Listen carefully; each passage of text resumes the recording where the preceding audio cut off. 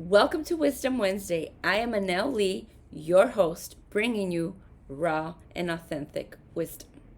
So I want to preface by saying I don't claim to know everything. I don't have the answers to everything.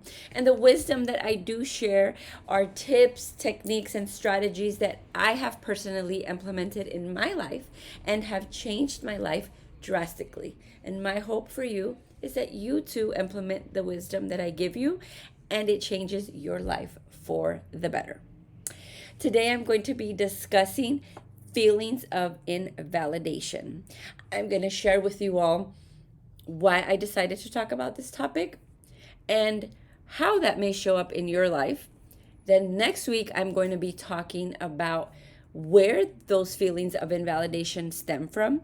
And then the following week, I'm going to be giving you ways that you can overcome it, things that you could do so you will not feel invalidated. So let's get started. A few weeks ago, I had a friend mention to me that she had brought me up during her therapy session. Now, at first, I didn't know whether that was an insult or if that was a compliment. And as she shared, I realized that it was a compliment, which I thanked her highly for. And it made me realize that often the way that other people perceive you may not be the way that you think about yourself, because we are our own critics. She mentioned in her therapy session to her therapist that she had a friend that she wished she had half the confidence that they had. And in sharing that, her therapist asked her, what is it about this particular friend that you're drawn to? And she mentioned she's very confident. She doesn't have a problem stating her opinion. She's always very positive. She's always in a good mood, which in theory, that sounds like the perfect person. And although I have come a long way and I have worked on my confidence has improved and I show up unapologetically, sometimes I don't always think highly of myself. And I have to work through my own limiting beliefs. I have to reframe my negative thoughts.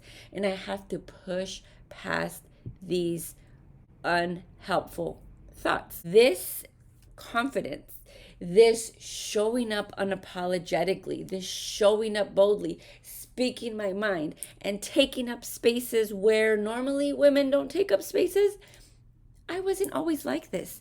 It took time. It took constant practice. It took me implementing a lot of things. It took me healing. But friends, you too can have that. I'm going to be sharing with you all ways that invalidation may show up in your life, because maybe you don't know that you have those feelings or thoughts or beliefs of invalidation. One way that it may show up is withdrawing. So if you find yourself withdrawing from social events, withdrawing from conversations, not wanting to be seen, not wanting to speak up, not wanting to ask questions, not raising your hand if you're in school, or sharing your opinion if you're in a work meeting, all those are forms of withdrawing. And withdrawing happens because you're fearful. You're scared of rejection. You're scared to be ashamed. You're scared to say something silly or even dismiss. But friends, this will lead you to being depressed. This will lead you to be isolated.